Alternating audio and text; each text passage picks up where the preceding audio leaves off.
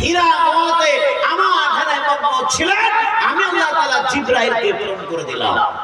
জিবরাইল এসে নবী মুহাম্মদ রাসূলুল্লাহ সাল্লাল্লাহু আলাইহি সাল্লামকে চেপে ধরলেন আর বলে, নবী গো, আপনার কাছে আল্লাহ রাব্বুল আলামিন কোরআন নাযিল করেছেন, কোরআনের কথাবার্তা পাঠিয়েছেন, আপনি পড়ুন, আপনি বলুন, ইকরা বিসমি রাব্বিকাল্লাযী খালাক, খালাকাল ইনসানা মিন আলাক। পৃথিবীর বুকের মুসলমান, আজ থেকে ভালো করে শুনে যান, পবিত্র কোরআন যখন নাযিল হয়েছিল সর্বপ্রথম 5টি কথা আল্লাহ তাআলা প্রেরণ করেছিলেন। কয়টি কথা? কয়টি? সর্বপ্রথম 5টি বাক্য দিয়ে আল্লাহ তাআলা প্রেরণ করলেন। স্টার্ট হয়ে গেল কোরআন। আল্লাহ তাআলা বলেন, কি করো হে নবী, আপনি বলুন, পড়ুন, বিসমি রাব্বিকাল্লাযী খালাক, ওই রবের নামে আপনি পড়ুন যেই রব আপনাকে সৃষ্টি করেছেন। নম্বর 2, খালাকাল ইনসানা মিন আলাক, ওই রবের নামে আপনি পড়ুন যেই রব মানব মণ্ডলীকে নাপাক বস্তু দ্বারা সৃষ্টি করেছেন। হে নবী, আপনি ওই রবের নামে পড়ুন, খালাকাল ইনসানা মিন আলাক, ইকরা রাব্বুকাল আকরাম। নবী গো, আপনি ওই রবের নামে পড়ুন যেই রব আপনাকে সম্মানিত করেছেন। خلق الإنسان من علق اقرأ وربك الأكرم الذي علم بالقلم علم الإنسان ما لم يعلم। 4 নম্বর কথা, নবী গো, আপনি রবের নামে পড়ুন যে রব মানব মণ্ডলীকে আপনাকে সম্মানিত করেছে এবং মানব মণ্ডলীকে কলম দ্বারা শিক্ষা দিয়েছেন, এমন কিছু বাক্য শিক্ষা দিয়েছেন যেই বাক্যগুলো, যেই ভাষাগুলো এর পূর্বে কোনো মানুষ না জানত না। 5টি বাক্য আরম্ভ হয়ে গেল, শুরু হয়ে গেল। আল্লাহ রাসূল সাল্লাল্লাহু আলাইহি সাল্লামের কাছে যখন কথাগুলো এলো, আল্লাহ রাসূল উত্তর দিচ্ছেন কেমন করে দেখেন। আল্লাহ রাসূল বললেন, মা আনা বিকারিন, আমি লেখাপড়া কিছুই জানি না।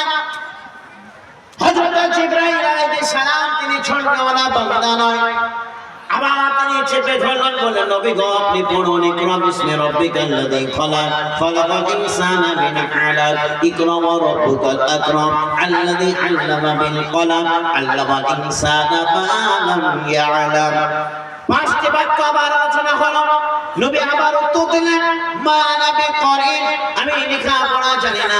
পরপর 2 বার প্রশ্ন হলো, 2 বার তিনি উত্তর দিলেন, আমি লেখাপড়া জানি না। জিবরাইল আলাইহিস সালাম আবার চেপে ধরে বললেন, নবী গো, আপনি পড়ুন, এই বাক্যগুলো আপনি পড়ে দিন। কিন্তু নবী মুহাম্মদ রাসূলুল্লাহ সাল্লাল্লাহু আলাইহি সাল্লাম আবার তিনি উত্তর দিলেন, মা আনা বিকারিন, আমি লেখাপড়া জানি না। কয়বার হলো বলেন? কয়বার হলো? 3 বার। মানে মনোযোগ দিয়ে আপনারা শুনছেন না মনে হয়, মানে ভুলে যাচ্ছেন কেন দাদাই? কয়বার হলো? 3 বার মনে রাখেন। পরপর 3 বার হয়ে গেল। আপনার নবী, আমার নবী, বিশ্ব নবী 3 বার কি উত্তর দিলেন, মা আনা বিকারিন, আমি লেখাপড়া জানি না। কিন্তু জিবরাইল আলাইহিস সালাম 4বার চেপে ধরলেন, আবার বললেন, নবী গো, আপনি পড়ুন, ইকরা বিসমি রাব্বিকাল্লাযী খালাক। এবার নবীজি মুহাম্মদ রাসূলুল্লাহ সাল্লাল্লাহু আলাইহি সাল্লাম ওই কোরআন তেলাওয়াত করতে আরম্ভ করে দিলেন। এত তাড়াতাড়ি কোরআন তেলাওয়াত করতে শুরু করলেন, এত জোরে জোরে কোরআন তেলাওয়াত করতে আরম্ভ করে দিলেন। কিন্তু আল্লাহ রাব্বুল আলামিনের এই জোরে জোরে পড়াটা পছন্দ হলো না। আজকে আমরা মুসলমানরা এই সামনে আসবে তারাবি, সামনে আসবে রোজা, এই রমজান মাসে যখন হাফেজরা ইমামতি করবে, ইমাম সাহেবরা ইমামতি করবে, খাস করে গ্রামগঞ্জ এলাকায় এটা হয়, পাড়া প্রতিবেশী এলাকায় হয়, বলবে ইমাম সাহেব আজকে খেলা আছে, আজকে অমুক জায়গায় যেতে হবে, আজকে অমুক মিটিং আছে, আজকে রাত্রি হয়ে গেছে, আজকে ঘুমাতে হবে, আপনি তাড়াতাড়ি চালিয়ে দেন, ফায়ার স্পিডে তারাবি পড়িয়ে দিন, জোরে জোরে তারাবি পড়িয়ে দেন। ও তোমার বুকের মুসলমান, নবী মুহাম্মদ রাসূলুল্লাহ সাল্লাল্লাহু আলাইহি সাল্লাম যখন কোরআন তেলাওয়াত করেছিলেন, জোরে জোরে কোরআন তেলাওয়াত করেছিলেন, নবীর এই জোরে জোরে কোরআন তেলাওয়াতটা আল্লাহ রাব্বুল আলামিনের কাছে পছন্দ হয় নাই। তাহলে আমরা ইমাম সাহেবরা যখন জোরে জোরে পড়ব, আল্লাহ রাব্বুল আলামিন কি পছন্দ করবেন? করবেন অটোমেটিক। নবী হয়ে যখন স্পিডে তেলাওয়াত করছেন, আল্লাহ তাআলার পছন্দ হলো না। তাহলে একজন শ্রেষ্ঠ বান্দা যার প্রতি কোরআন নাযিল হচ্ছে, তিনি যখন তাড়াতাড়ি কোরআন তেলাওয়াত করছেন, আল্লাহ তাআলার পছন্দ হচ্ছে না। তাহলে আমরা ইমাম সাহেবরা তারা যখন বলে নাই সে তাড়াতাড়ি পড়ুন, তাহলে আমরা তারাবি কি কবুল হবে? পরিষ্কার কথা, কবুল হবে না।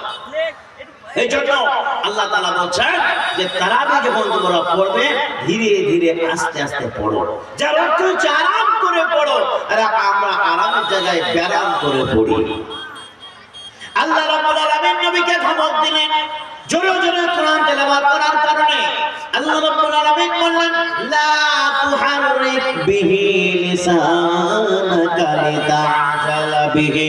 নবী গো, আপনি অত তাড়াতাড়ি কোরআন তেলাওয়াত করবেন না, আপনি অত তাড়াতাড়ি জবান হিলাবেন না, ঠোঁট হিলাবেন না। আপনি কি মনে করেন নবী মনে মনে ভেবেছিলেন এই কোরআন যে আমার প্রতি নাজিল হচ্ছে, এই কোরআন যে আমার কাছে এসেছে, হয়তো আমি কোরআন ভুলে যাব? আল্লাহ রাব্বুল আলামিন সবার মনের খবর জানে।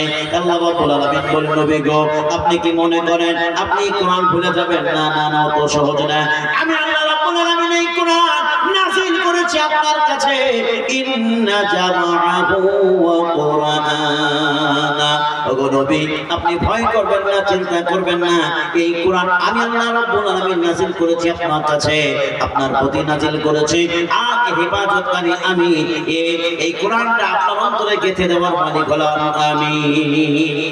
কোনো ভয় করেন না, আপনার অন্তরে এই কোরআনটা আমি জমিয়ে রেখে দেবো, কোনোদিন আপনি ভুলবেন না। ঘটনা আমরা জানি, কোরআন নাযিল হয়ে গেল, বেঈমানের দলের মাথা নষ্ট হয়ে গেল। মুহাম্মদ একটা কিতাব এনেছে, একটা বই এনেছে, একটা গ্রন্থ এনেছে, যার নাম হলো আল কোরআন। এই ধ্যানেরত ছিলেন নবী গানে হিরাতে, ফুরকানে হামিদ নাজিল হলো জিবরিল দারাতে, ফুরকানে হামিদ নাজিল হলো জিবরিল দারাতে। এই ধ্যানেরত ছিলেন নবী গানে হিরাতে, ফুরকানে হামিদ নাজিল হলো জিবরিল দারাতে, ফুরকানে হামিদ নাজিল হলো জিবরিল দারাতে। জিবরিল বলেন ইকরা বিসমি, নবী বলেন উম্মি আমি। জিবরিল বলেন ইকরা বিসমি, নবী বলেন উম্মি আমি। নবী বলেন উম্মি আমি, নবী বলেন উম্মি আমি, জানি না পড়িতে। ফুরকানে হামিদ নাজিল হলো জিবরিল দারাতে, ফুরকানে হামিদ নাজিল হলো জিবরিল দারাতে। এই ধ্যানেরত ছিলেন নবী গানে হিরাতে, ফুরকানে হামিদ নাজিল হলো জিবরিল দারাতে। কুরআন মাজিদ নাজিল হলো জিবরিল দারাতে। নারে তাকবীর, নারে তাকবীর। আপনারা একটু জমে জমে বসবেন বাবজিরা, ও বাবারা, ভাইরা, অনুরোধ করে বলি একটু জমে জমে বসেন, মজলিসটা মজবুত করেন। আপনাদের দায়িত্ব এটা। আমরা বুঝলেন, আমরা বাইন, আমরা 2 ঘন্টা আসবো, ঢোল বাজিয়ে দিয়ে চলে যাবো। কি বললেন? হ্যাঁ, কি ভাবছেন? আজ এখানে 2 ঘন্টা, কাল ওখানে 2 ঘন্টা, পরশু ওখানে 3 ঘন্টা, যেখানে যেমন সেখানে আমরা বাজিয়ে দিয়ে আমরা চলে যাব। বাস্তবিক এটা, কিন্তু আপনাদের দায়িত্ব কথাগুলো মানা, আমাদের দায়িত্ব আপনাদেরকে বোঝানো। উভয়কে এর প্রতি আমল করা সকলের কর্তব্য। আমল না করলে কিছু নাই। ঘন্টার পর ঘন্টা ওয়াজ কেটে যাবে, আপনারা সারা রাত্রি শুনবেন, মজা লাগবে, ভালো লাগবে, কাউকে ভালো না লাগতে পারে, কিন্তু আমলের বেলায় কিছু না থাকলে পরকালে পস্তাবেন। আমিও পস্তাবো, আপনারাও পস্তাবেন। তাই বলি একটু জমে জমে বসে যায়।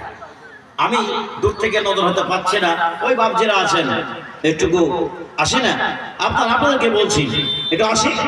আর ওই ভাইয়েরা এইভাবে যে বসে আছি আমরা, মজলিসটা খারাপ দেখাচ্ছে, জমে জমে বসে। এই পেছনে যারা বসে আছেন, ওই কোণে, এইদিকে, 2 দিকে যারা বসে আছেন, আপনাদেরকে অনুরোধ করে বলা হচ্ছে একটু জমে জমে বসে যায়। নারে তাকবীর লাগাবো আরেকবার ইনশাআল্লাহ, এটা জমে জমে বসবো ইনশাআল্লাহ। এই সাধারণ এলাকার লোক, মুর্শিদাবাদের লোক, হ্যাঁ আমি চিনি, আমি এলাকায় আসি, প্রায় ওয়াজ করে যায়, আমাকে তো চিনেন না, দেখেননি হয়তো, কিন্তু গত 2 বছর আগে ওই মাদ্রাসায় ওয়াজ হয়েছিল, ওখানে এসেছিলাম। যাই হোক, আর এদিকে আপনার অনেক জায়গায় এসেছি আমি, সালার, কান্দ্রা, কাকগ্রাম সবই এসেছি ইনশাল্লাহ। যাই, আপনার একটু জমে জমে আসি, জমে জমে বসুন, ভালো লাগবে ইনশাল্লাহ। এটা আপনাদের মাদ্রাসা, আজ কোরআন আমাদের কাছে আছে, কোরআন কেউ মিটাতে পারবে না। কেন? তার বক্তব্য আজকেই হবে, তার প্রমাণ দেখে নেবেন আজকে, চাক্ষুষ প্রমাণ চোখে চোখে দেখবেন। এই ফাঁকা রাখবো না আমরা, এই ফাঁকাটা আমরা রাখবো না, তোমরা এগিয়ে চলে এসো, চলে এসো। বাহ, ভালো ছেলে, ভালো ছেলে, আলহামদুলিল্লাহ। আর একজন যদি কেউ পালিয়ে যায়, তার ভাঙা আর একজন পালিয়ে যান না, এটা আমাদের খুব খারাপ। একজন যদি পেশাব ধরে, পায়খানা লাগে, জরুরি হয়, খুব প্রয়োজন পড়ে, তো সে যাবে, কিন্তু ও এদিকে দেখবে, ওদিকে দেখবে। তো যেমন উঠলো, এ দেখছে এর সাথে চলে যায়, ওর সাথে তো ও আরেকজন কেটে পড়ে। এটা আমাদের পশ্চিমবঙ্গের নিয়ম। আর বাংলাদেশে এরকম না। বাংলাদেশে যেমনই তানার তাকবীর লাগাবো, যেমনই আয়াত পড়বো, তিনি তারা সুবহানাল্লাহ, মানে আমাদেরকে জাগ্রত করে দেয়, আমাদেরকে জাগ্রত করে দেয়। এক ছাড়া মোটামুটি 12 বার আমি বাংলাদেশ গিয়েছি, সব জায়গায় দেখেছি আমি একই অবস্থা, খুব সুন্দর লাগে, তাফসীর শুনতে ভালোবাসে। যাই হোক, আমি বলছিলাম কি, কোরআন নাজিল হয়ে গেল, আর অন্যদিকে কথা বাড়াবো না। কোরআন নাজিল হয়ে গেল, বেঈমানেরা তাদের মাথায় ব্যাঘাত ঘটে গেল। আরে এই মুহাম্মদ সেদিনকার মানুষ, আজকে বলছে আমার কাছে কোরআন এসেছে, আর কোরআন মানতে বলে। আমরা তো বলবো এই কোরআন মুহাম্মদের লেখা। আপনারা এবার বলুন তো, কোরআন কার লেখা, কার বাণী? কার বাণী? আল্লাহর বাণী। যারা কোরআন পড়তে জানেন, কোরআনের পূর্বে, খোলার পূর্বে দেখবেন উপরে মোটা করে লেখা আছে, যালিকাল কিতাবু লা রাইবা ফীহি। ওই কিতাব, সেই কিতাবের উপরে কোনো সন্দেহ নাই। এটা মহান আল্লাহ রাব্বুল আলামিনের কালাম। ভালো করে শুনে যান। ওই বেঈমান মানুষেরা তারা বলল না, আমরা মুহাম্মদের কথা মানব না, মুহাম্মদের কালাম মানব না, মুহাম্মদের বক্তব্য শুনব না, আল্লাহ যে কোরআন মাজিদ দিয়েছেন তা আমরা শুনব না, তার চেয়ে আমরা বিশ্বাস করব না, এটা মুহাম্মদের লেখা হতে পারে। তারা পর চ্যালেঞ্জ করতে লাগলো। আল্লাহ রাব্বুল আলামিন বলেন, নবী গো আপনি ধৈর্য ধরুন, ওই মানুষদেরকে চ্যালেঞ্জ করতে দিন। যারা বারবার চ্যালেঞ্জ করবে, যারা খাল কাটবে, খালেই পড়বে, তারা খাল কেটে বসে থাকলো, চ্যালেঞ্জ করে বসে থাকলো। বলো আল্লাহ তাআলা, ও মুহাম্মদ তোমার বক্তব্য আমরা শুনবো না, আল্লাহর কথা আমরা মানবো না। এই কালাম মুহাম্মদের বক্তব্য হতে পারে, এই কালাম মানুষের কথা হতে পারে, আমরা চ্যালেঞ্জ ছুড়ে দিই না। আল্লাহ রাব্বুল আলামিন বলেন, মুহাম্মদ যারা চ্যালেঞ্জ করেছে, আমি আল্লাহ রাব্বুল আলামিন চ্যালেঞ্জকে গ্রহণ করে নিলাম। এবার কোরআন খুলে দেখতে হবে মুসলমান, প্রথম পারা খুলে দেখেন। আল্লাহ রাব্বুল আলামিন বলেন, ওয়া ইন কুনতুম ফি রাইবিম মিম্মা নাযালনা আলা আবদিনা ফাআতু বিসূরাতিন মিন মিথলিহি ওয়াদউ শুহাদাআকুম মিন দুনিল্লাহ ইন কুনতুম সাদিকিন। প্রথম পারা সূরা বাকারা, আল্লাহ রাব্বুল আলামিন বলেন, নবী গো আমি যেই কিতাব আপনার প্রতি নাজিল করেছি, আমার শ্রেষ্ঠ বান্দা মুহাম্মদ রাসূলুল্লাহ সাল্লাল্লাহু আলাইহি সাল্লামের প্রতি যেই কিতাব নাজিল করা হয়েছে, ওই কিতাবকে কেউ যদি বলে এই কিতাবের ভিতরে মিথ্যা কথা রচনা আছে, মিথ্যা ঘটনা বলা আছে, আমি আল্লাহ রাব্বুল আলামিন চ্যালেঞ্জ করে দিলাম, ও মানুষেরা তোমরা যারা বলছো এই কিতাবের ভিতরে মিথ্যা কথা আছে, আমি আল্লাহ তাআলা বলে দিলাম এইরকম একটা মিথ্যা কিসসার কিতাব, মিথ্যা গল্পের কিতাব বা বই তোমরা নকল করে দেখাও।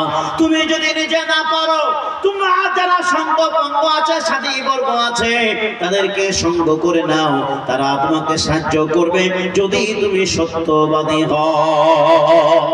তারা এক এক করে চেষ্টা করে দেখলো, দেখা যায় কোরআনকে নকল করতে পারে কিনা, কিন্তু তারা কোনোদিন কোরআনকে নকল করতে পারলো না। আল্লাহ রাব্বুল আলামিন বলেন, মুসলমান ও দুনিয়ার বুকের মানুষেরা, তোমরা বলো আমি আল্লাহ রাব্বুল আলামিন পবিত্র কোরআনটা দিয়েছিলাম, তাদেরকে চ্যালেঞ্জ করে দিয়েছিলাম একটা কিতাব নকল করতে, তারা পুরো কোরআনটাকে নকল করতে পারলো না। আমি আল্লাহ রাব্বুল আলামিন কিন্তু ক্ষান্ত হলাম না। তারা হয়তো মনে করেছে আল্লাহ চুপ করে বসে আছে।